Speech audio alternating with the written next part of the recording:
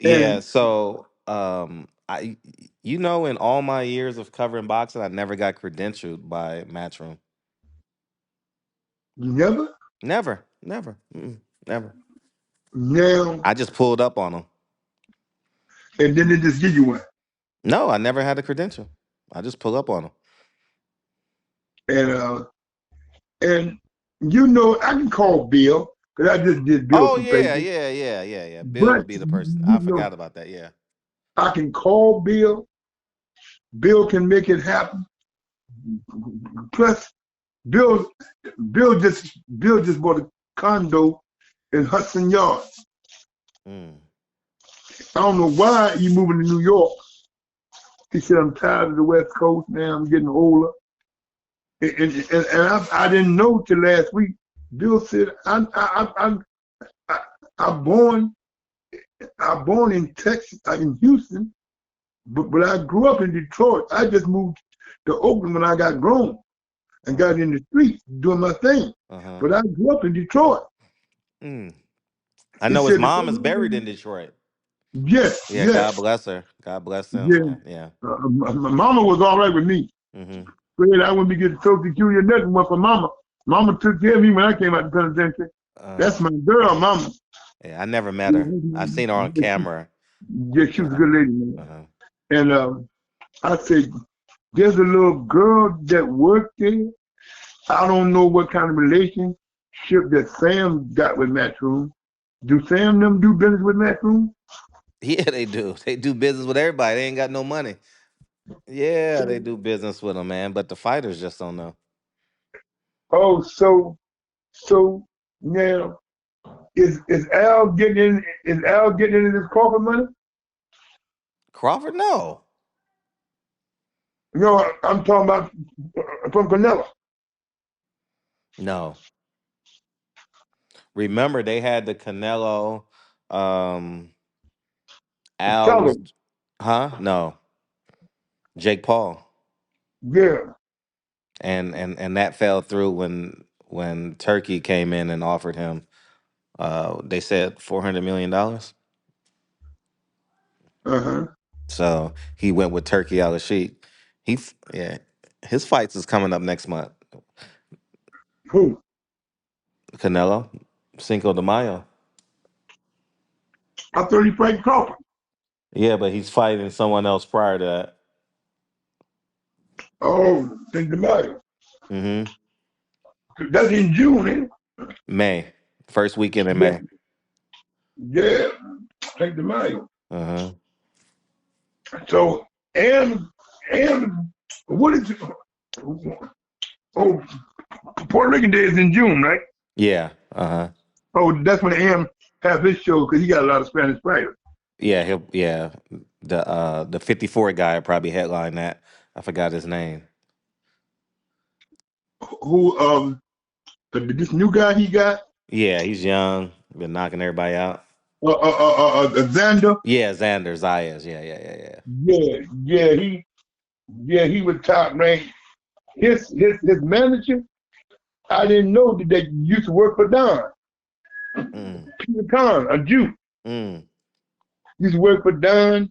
He was with Dana James and all of them. mm. So I know them all, man. All of them. I know all of them, man. But what I will say is that, babe, it's a shame nobody showed any love for Livingstone Bramble. I saw nothing online. I just saw that he passed. None of the old fighters from his area gave him his just due. That's sad, Craig. Well, it's time that you do it. You know, one thing I can say, Craig, Livingston was all right with me. I was with him when he was with the Dubas. Me and him got along. I know his son real well, Coach Noe. He trained fighters out there in Las Vegas. He's a good young man out there in Las Vegas. I offer my condolences to him and his mother. But Livingston, when I came home, before I reconnected with Bill, Eddie Mustafa Muhammad was at the Hit Factory. Bill had a gym. Bill Haney had a gym in Las Vegas called the Hit Factory. That's when Devin was young. He had a lot of fighters over there. Sean Porter and all of them was over there at the gym. Johnny Bumpus, the former champ of the world. And all of them was over there. So Livingstone, he came, he said, come on, man, I know who you are. So when Bill and his mother came, Bill said, oh, that's my man, the captain from the East Coast. I know him when I was living in Detroit. I used to go to the fight. I used to see him out there with Emmanuel Stewart. So when Livingstone left the gym to go over to Johnny Tacos, so they need somebody, by me living behind the gym, so they offered me, the opening. Eddie Mustafa said, Bill, how about him? Bill said, I know who he is, but I haven't seen him in a long time. So I told his mom, I said, Mama, I just come home. I'm trying to get on my feet. I said, but I'm in the halfway house, behind the circus. I said, I got to be in by 10. I can open the gym at 11:30 to 8:30. Then I give me an hour to catch the bus and walk through the casino. And I got a 15-minute grace, no later than 10:15. I got to be in. So she said, all right. She said, listen, I'm gonna go around the corner, across the street, make you some keys for the gym. And then she said, think about getting your apartment. So my counselor, she got me the apartment. Livingstone Bramble, he gave me a bed and stuff. You know, he was good to me. Livingstone Bramble, you know, he remember when I was with him with the Dubas, when he fought Boom Boom Mancini, when he fought Freddie Pemberton, another former champion from Philadelphia. You know, he was all right. Livingstone was a good guy. But the problem, he coming to the ring with them snakes on, you know, I mean, good as he was, he didn't have the popularity that he should have had of the name of the fighters, of the great fighters of the 80s that he fought. Mm-hmm. Because you know he fought Tyrone Butterfly Quarley, and he stopped him in the 11th round. So when you look at it, a guy that's a lot of great fighters don't get their just dues. I mean,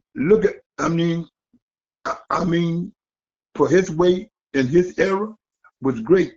But you see the send off that the late Big George got. They still talking about George Foreman Puma. Mm-hmm. So I mean, when you look at the fight game today, it's sad that this man trained world class fighters. He was a world class fighter, and he didn't get the send off. Mm-hmm. So that's why I said it's depending on who you are and who you with, Sure. and who you was and who you fought. Well, and the popularity too, because you know, Livingston fought Boom. He beat him twice, right? He beat Boom Boom Mancini twice, right? Beat him twice. Yeah, beat him twice. So, uh, with that being said, he didn't get the popularity, and so he wasn't intergenerational, you know. So that means like the young kids knew who George Foreman was, you know. He didn't They have that. moved because of the grill and the HBO. That's why Big George registered with this generation. Mm-hmm. The grill and HBO. Had he not been on covering some of the major fights on HBO Right. and that grill, I don't think he would have got the send off that he got. Sure. Nobody got the send off that Ali got, but George got a hell of a send off. Right. And I'm glad I was part of George, his family, in the old days and the recent years. You know, me and Roy talk all the time.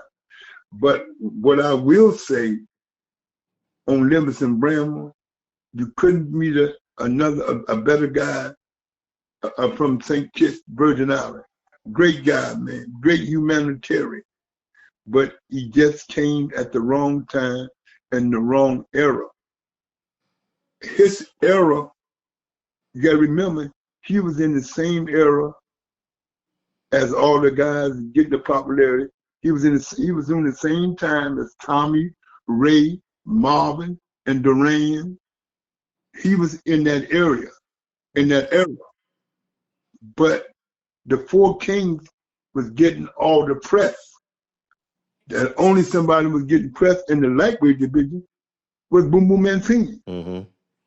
I'm gonna say it. He was a white boy, and he was a tiger, and he had a father. And Other it, champions in that area didn't get it. Only somebody in that lower weight division that got more than Boom Boom in the 80s was Sweet Pea Whitaker hmm, because he had that gold medal, right, and the dude was able to push it and capitalize on it. So even Mildred had a goal. He didn't get the clout that Sweet Pea got.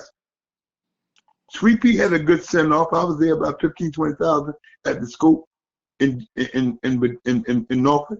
I was there. Me, Tim Witherspoon, and all the crew. We went down, but Sweet Pea was all right with us.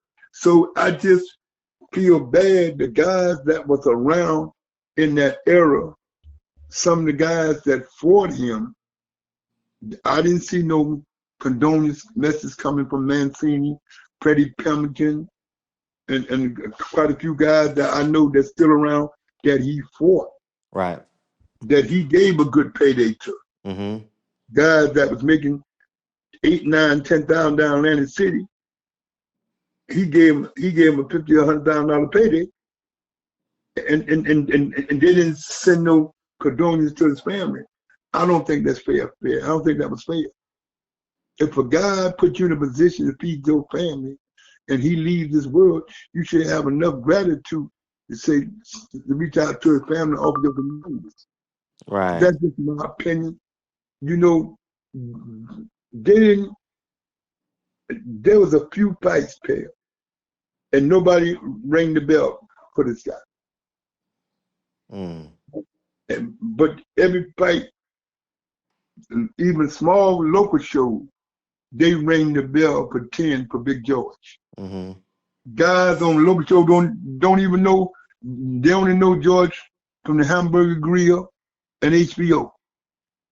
Don't know his story. Mm-hmm.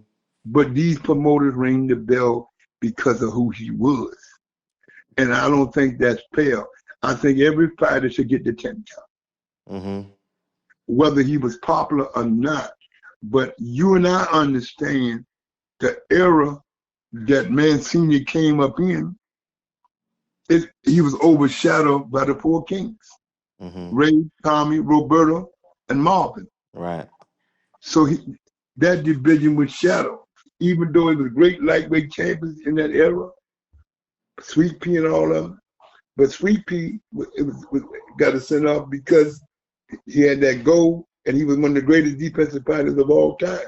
Yeah. So I just didn't like how Livingston was treated by fighters, man.